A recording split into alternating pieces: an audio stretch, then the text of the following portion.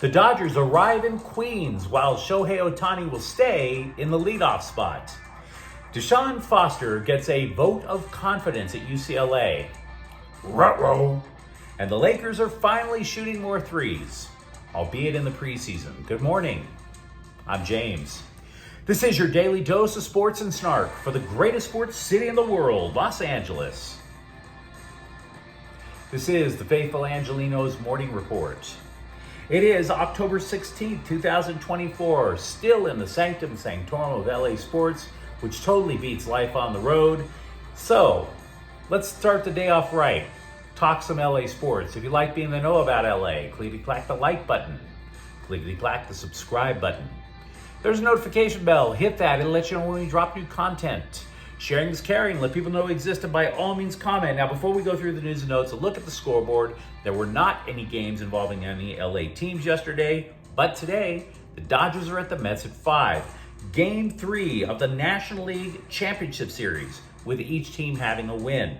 Walker Buehler will face off with Luis Severino. Also, the Kings are at Toronto at 4:30. This marks the halfway point of a gnarly season-opening 7-game road trip for the Kings. The Kings have points in all 3 games played, which sounds nice, but 2 of them were overtime losses, which in layman's terms kind of sucks. Let's get to the news. What do you say? Shohei Ohtani is going to stay in the leadoff role despite having a playoff hitting slump that makes Chris Taylor look like Derek Jeter. The thought process from both the scribes and the online know-it-all mob is that Ohtani is 0 for his last 19 with the bases empty, but 6 for 8 with people on base. Translation, he's an automatic out in the leadoff role right at the start of the game. But if he bats second, you would assume he might be a potential RBI machine. You would presume, therefore, that the most efficient solution is literally just switching Ohtani and Mookie Betts in the lineup.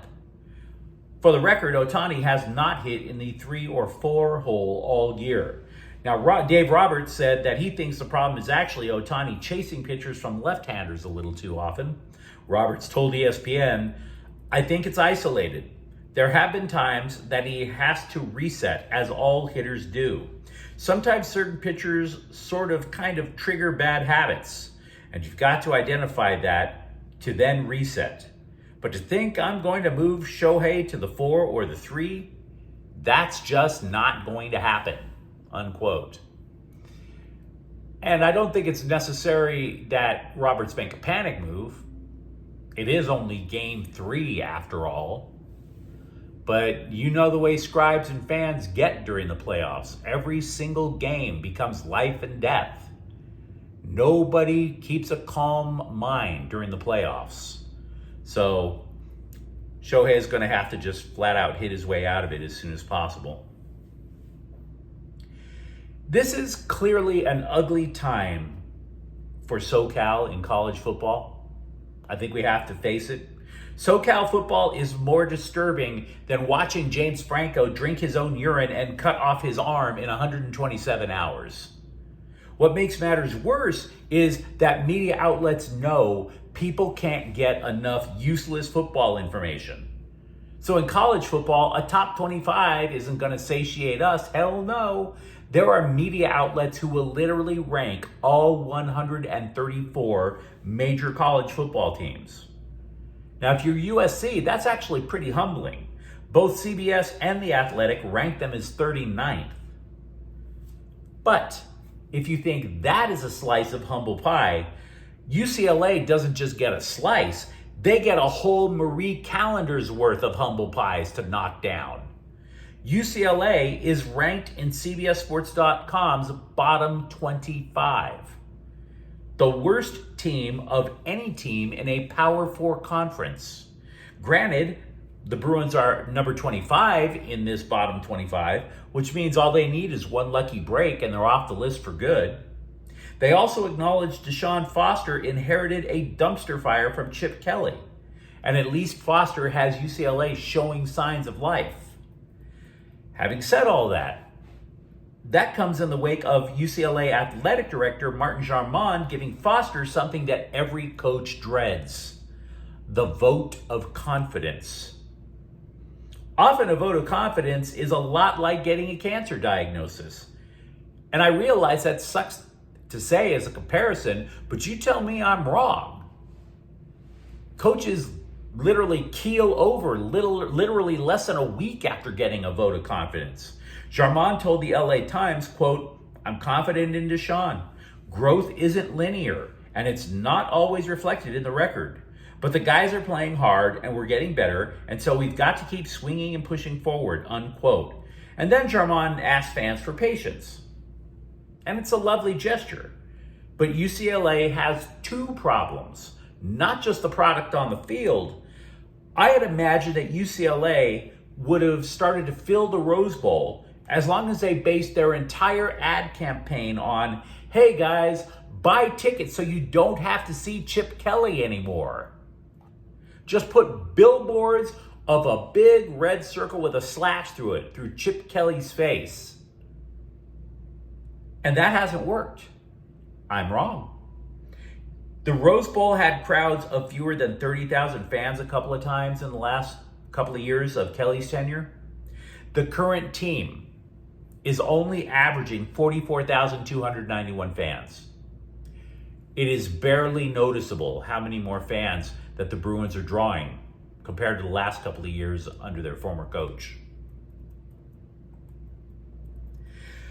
Virtually every Lakers coach since Phil Jackson left has preached the importance of shooting threes. According to The Athletic, the first one to actually put it into practice is JJ Redick.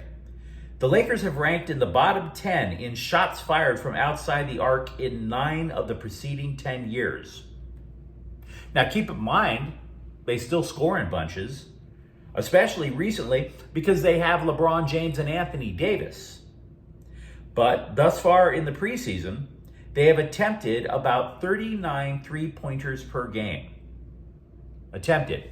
It's not exactly making them the Splash Brothers, but it does have them 17th in the NBA in the preseason, and that's a noticeable uptick. Now, The Athletic then added a couple of clips to show how the Lakers are getting open outside shots. Without going and drawing plays for you and whatever, the upshot is this. They're setting picks at the free throw line, which draws an additional defender from the perimeter. Kick it to that guy who's left open. They throw up the shot. But here's where the rubber is going to meet the road. James and Davis aren't playing that much in the preseason. You set that pick with Davis and James at the free throw line, as Lakers have done for years. One of those two is going to have an open path to the basket.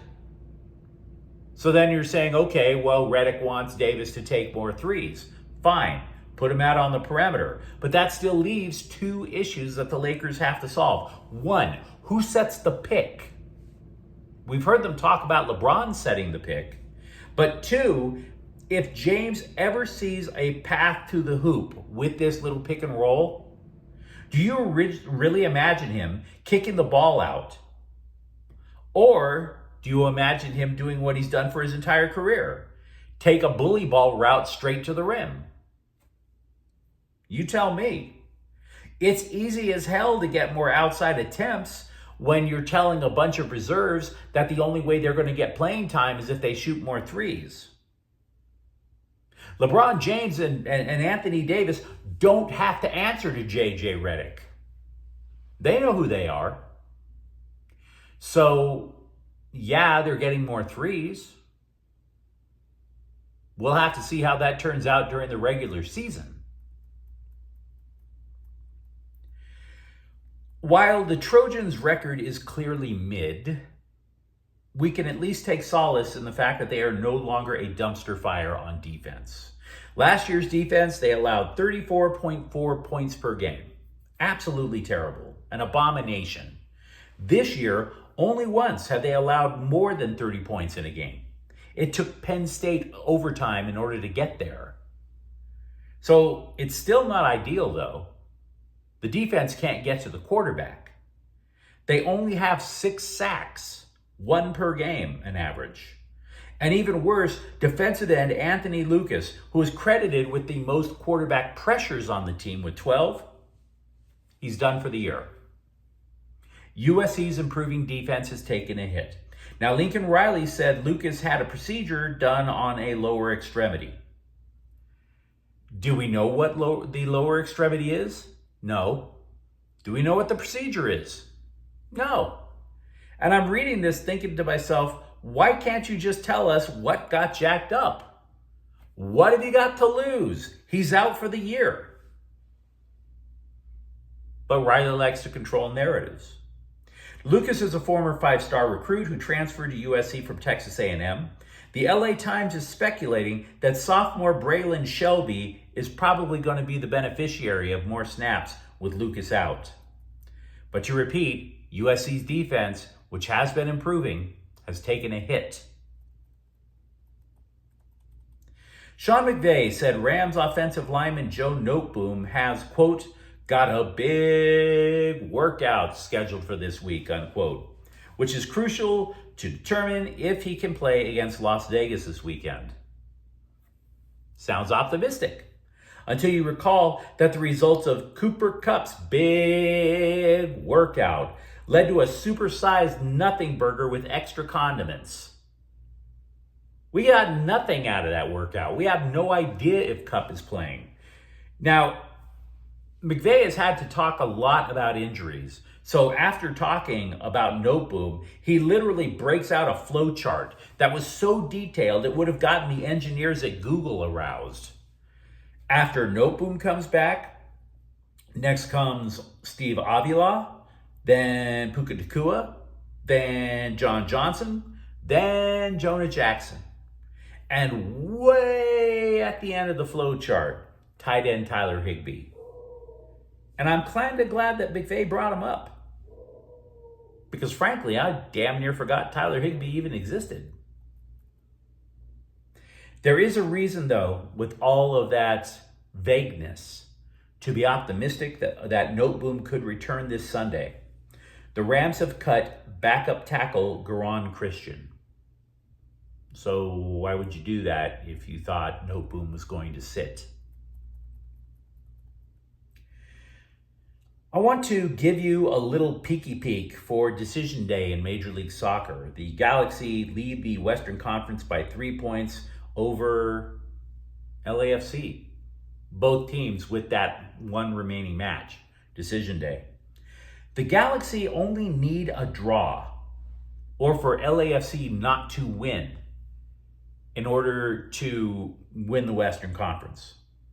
Both teams are actually in good form. So it's going to be a compelling little battle to watch.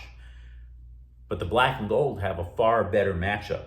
They are going to wind up playing Wooden Spoon winner San Jose at BMO Stadium. The Galaxy play at Houston, and the Dynamo are a playoff team. So the Galaxy are still in the driver's seats, but it's not exactly a cakewalk to win the conference. But you let me know what you think in the comments thread. Are you okay with Shohei Ohtani still batting leadoff for the Dodgers?